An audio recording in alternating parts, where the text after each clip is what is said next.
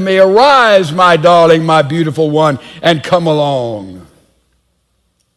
O my dove, in the clefts of the rock, in the secret place of the steep pathway, let me see your form, let me hear your voice, for your voice is sweet and your form is lovely. And then there's this 15th verse. And the 15th verse, in the middle of this fabulously intimate love sonnet with such beautiful verbiage.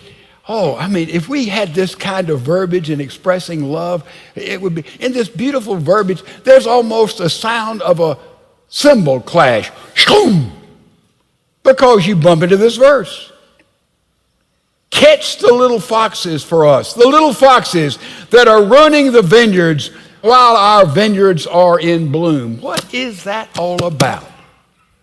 Here is a man and a wife coming together in beautiful love making, and right in the middle of it, watch the little foxes. And they come into the vineyard while the blossoms are blooming, while we're making love, and they're destroying the intimacy. What is that about? Little foxes. In a marriage relationship, when big problems come, usually this draws a couple closer together. Have you noticed that? Someone loses a job, boy, the wife clings on, the husband clings on. A problem with a child, you move close together. A problem with a grandchild, my, how that unites us. A problem in financial areas, a problem in emotional areas. All the big problems that come up in everybody's life, the husband and wife tend to move closer together and lean on one another. Sometimes she holds him up. Sometimes he holds her up, and they hold each other. Big problems have a way of doing that. But it's the little foxes that destroy a marriage. It's termites. Termites destroy more homes in America than all the fires. Did you know that? You don't even see them, and they're there. And they undercut the foundation, and they destroy homes. It's true in marriage. These termites come in. Little inconsistencies, little oversights, a bite, a barb, cynicism, always there, cutting, knifing, laughing at, making fun of. Oh, just little bitty things that come up. Forgetting to understand, forgetting to be sympathetic, just being silent when you need to have a little cheerleading going on. I mean, just little foxes destroy intimacy in marriage. What are some of those foxes? Well, we could name a whole long list of them. One fox would be that romance is unimportant in marriage. Or the other extremity would be romance and sexual intimacy is all that marriage is. Let me tell you what sexual intimacy is in marriage. Explain it like this. How many of you sometime this week at least had eggs for breakfast? Would you lift your hand? Confess your sin. If you had eggs for breakfast. All right. Now, did you notice, did you put a little salt on it? Yeah. You know, to eat eggs without salt is sort of a stretch. It's pretty bland. Sexual intimacy in a marriage is the salt. It gives the flavor. It gives the zest. It puts taste. It's not everything. Say, well, I had for breakfast, what'd you have? Salt. No, it's not everything. It is a symbol, we've already discovered, of our intimate relationship with God in Jesus Christ. It is for pleasure. It is for procreation. It is a symbol of oneness. It's all of that, but it is salt. It's not the whole thing. Some people think that's all marriage is, and that is a little fox that will destroy a relationship. It's big, it's taste, but it's not the whole thing by a million miles. Now, what's another fox? Another fox is, somebody says, how's your marriage? Oh, it's okay. How's your marriage? It is terrific. And you would say, you sure are lucky. Ladies and gentlemen, teenagers, luck has nothing to do with a dynamic, fulfilling marriage. Understand that. Right up front. Now, you say you're lucky. What makes a marriage work? A lot of things, but a couple of things you have to work at it. Oh, yeah. And you have to work smart. You have to work skillfully. I'm working on my marriage. You don't know how to work at your marriage. You don't have the skill to work at your marriage. It takes work. It takes skill. And a little fox that comes in our marriage, well, I was just unlucky. I didn't marry my soulmate. I didn't find the right one. I don't know. I'm just unlucky. That's a fox. Another fox that comes in, the idea that, love is an emotion. Oh, it's a feeling. Oh, yeah. We fell in love and we've fallen out of love. And I don't love her. I don't love him. Our love is gone. Therefore, our marriage is gone.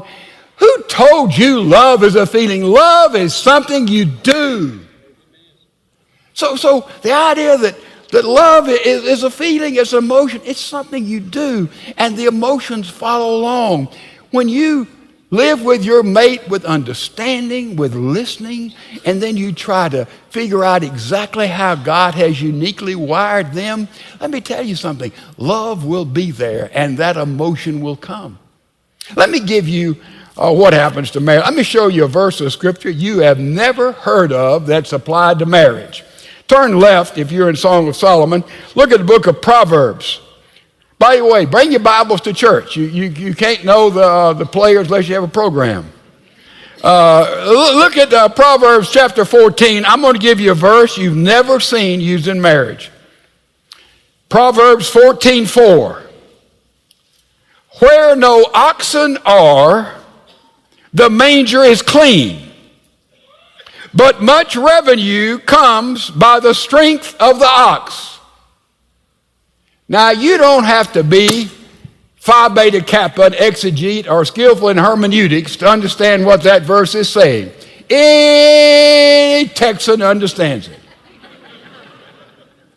If you have an ox in the manger, in the stable, in the corral, in the stall, you're going to have poo. Am I going too fast for some? Paul called it dung. Now, but you've got to decide if you have an ox, says the book of Proverbs, and you're going to have poo, but you have an ox, you automatically have poo, but there is a profit there. Did you see it? There's a reward there. There's a result of having an ox because you can harvest, you can build things, you can grow things. See the difference there? So with the ox goes poo. But also with the ox, there is profit. And that's the way it is with marriage. Somebody said, I didn't know we'd have this poo in our marriage. I thought that the birds would wake us up in the morning and the rabbits would clean house and the chipmunks would cook breakfast and the squirrels would wash the dishes. I mean, my goodness. And in my marriage, we have some poo. Now, that's part of it. And a lot of people, when poo comes and it just stacks up, and sometimes you have a sick ox, you've got more poo than you need, and you don't know what to do with it, we give up. I married the wrong one. This isn't the way it's supposed to be. Let me tell you something. Marriage has joy and fulfillment and meaning in it. And there's going to be times that some things get rather sticky and stinky and unseemly. That's a part of it. And it's how we relate to this. How we understand that some of our marriage are between irresistible. That's at the marriage altar. Remember, I do, I will, I do, I will.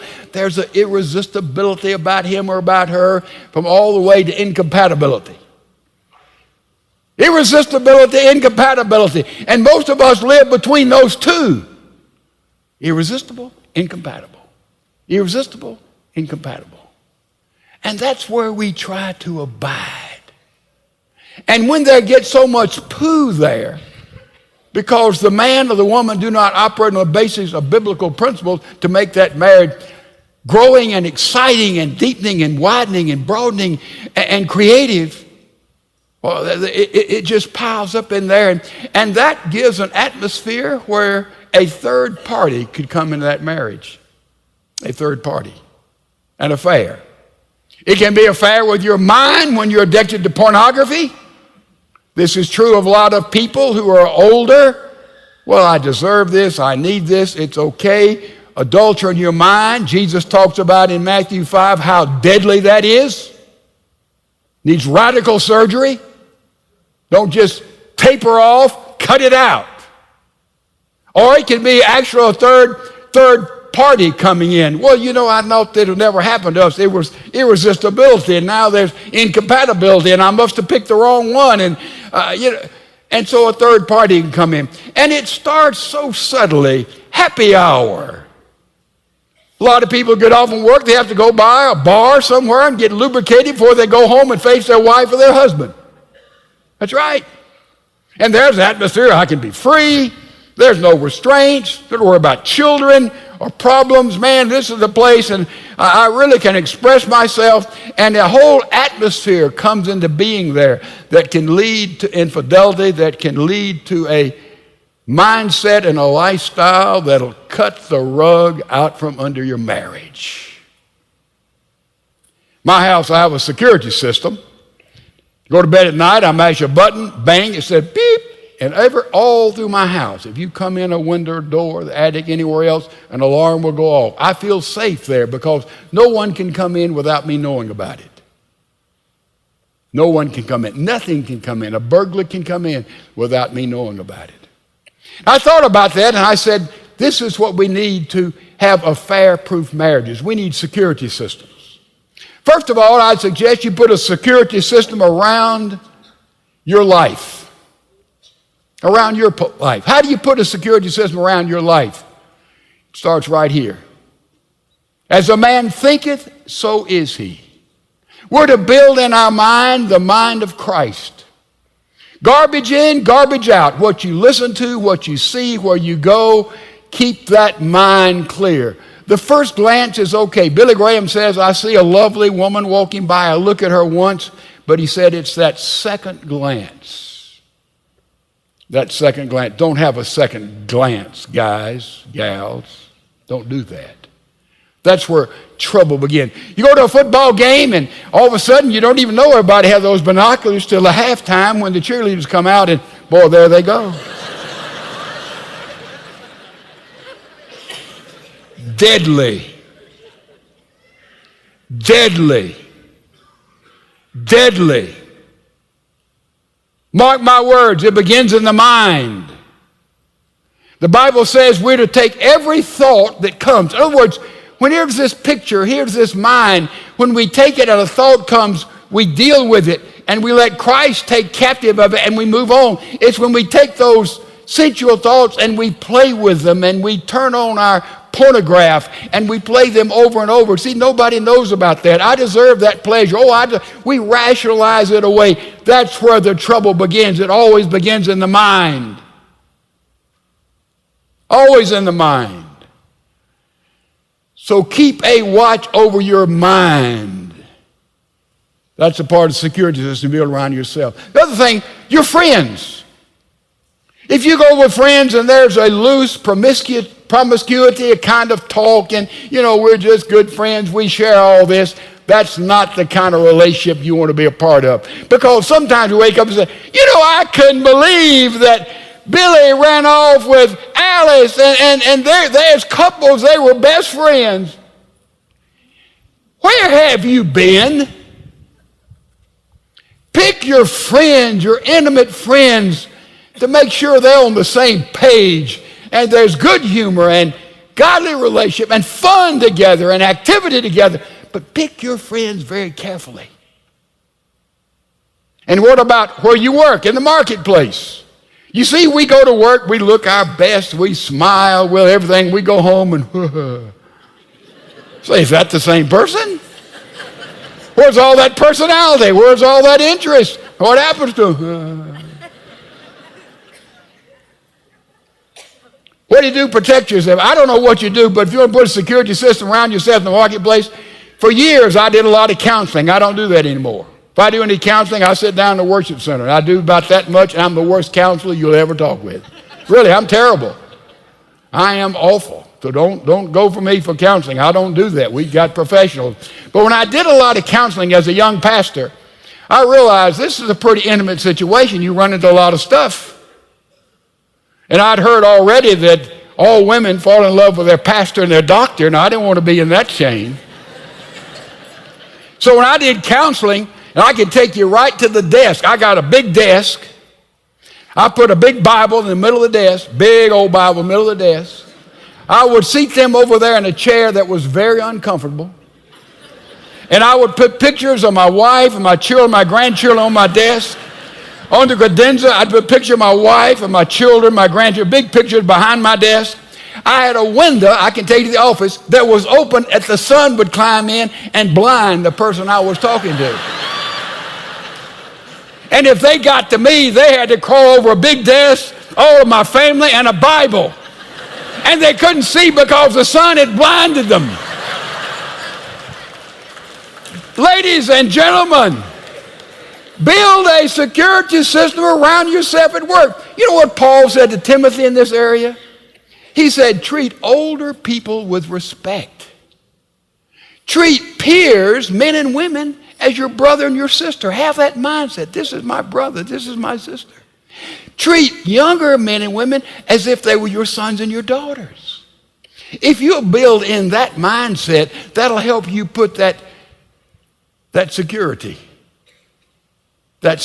system around your life. Also, you need to put a security system around your mate, around your wife, around your husband. You say, well, what does that look like? Well, maybe you ought to give them a chastity belt for Christmas. No, maybe you ought to get a detective to follow them. Or check their email. They've been talking to their phone. Get the computer and have somebody to work it out. Search their pockets. What do? How do you put a security system around your wife, around your husband? I'll tell you one thing you do right up front. I'll make it easy for you. You just build such a relationship with them that you have a Rolls Royce home relationship with your wife, your husband, and they won't be interested in trading that Rolls Royce for a bicycle. And it's how you look on marriage. Dr. Willard Harley has a wonderful book. He talks about how we think of ourselves in romantic relationships. He said one image is we're freeloaders. Some people are married, they're freeloaders. Well, as long as I get what I want, I'm in this thing. But when I stop getting what I want, I'm out of here. Freeloaders. I'm not going to pay any price. It's got to just be natural. Love all this come automatically. Man, freeloaders. Some people look in marriage, deal in marriage, and you're a freeloader. Others are renters. You go and say, okay, I'm going to stay married. A renter does a little more than a freeloader. A renter will do some things, keep the house clean and work at some things to keep the relationship. But primarily, if a better place comes along that's cheaper, you're going to move there. And if something better comes along, I'm out of here. A renter. But our relationship should be one of a buyer. I'm here for life. I've bought in. I've sold out. This commitment is sacred unto God. It is irrevocable. It is exclusive. It is ours. It is magnificent. You see, I bought this whole thing. It's amazing to me how most of us had stood in some kind of church service and the pastor, we've exchanged vows, I will and I do, and we've promised to be faithful to one another till death do us part, before family and before friends, in a sacred contract, a covenant before God and a contract of the state. How in the world does Satan get in that kind of overwhelming commitment? Little foxes, little termites, little inconsistencies. So build a security system around yourself. Build a security system around your wife. And in the middle of that security system, have an affair. Yeah, have an affair. With your wife or with your husband. Oh, that's terrific. And great things will happen. Men have to understand women. And most every woman would say here, I can't always respond. I cannot be rushed. I cannot be compartmentalized. I cannot neglect the environment. Men, did you listen to that? And men and females, to your wife, let them know you are interested in them, that you love being with them. Do some creative things. Create an atmosphere that is dynamic. I don't mind candles. I don't tell you like them, but that's all right. I mean, work at it, ladies, and your husband will say, who is this woman? It'll bring life back in your relationship. Females, if you just show a little bit of spontaneity and creativity, your husband would think, wow. Dr. James Crane.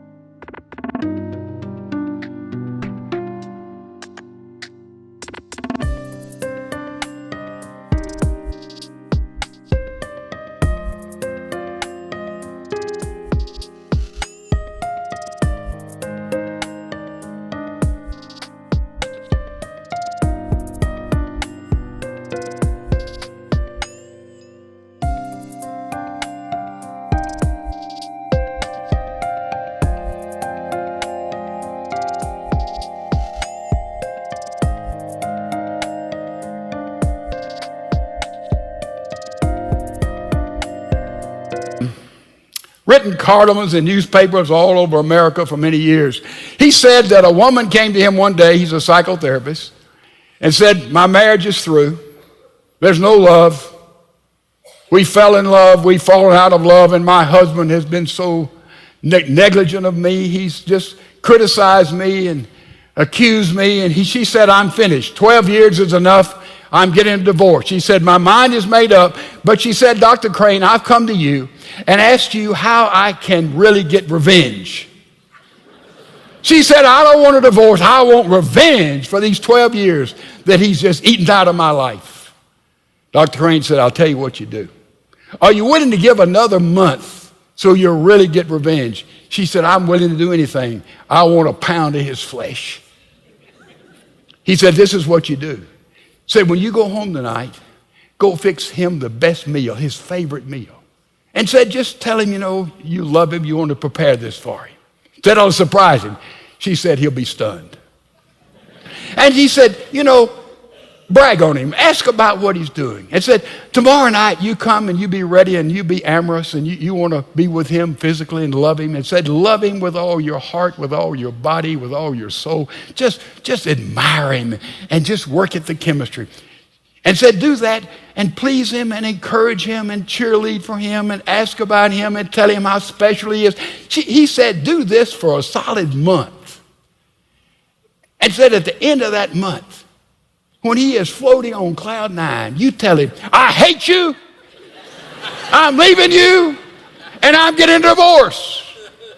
And Dr. Crane said, that'll work. You call me, and I'll get you the meanest.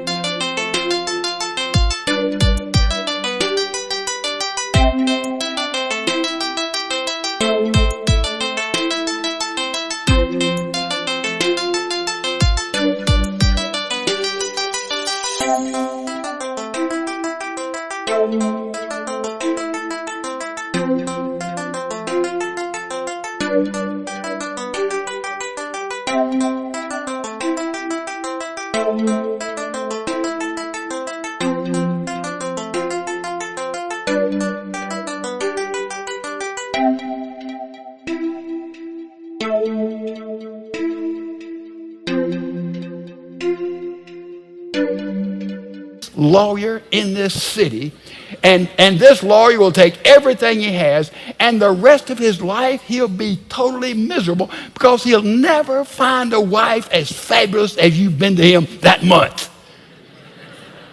She said, I'll do it. Several months went by. He's in a grocery store, and Dr. Crane happened to see her and said, hello, how are you? She said, fine. He said,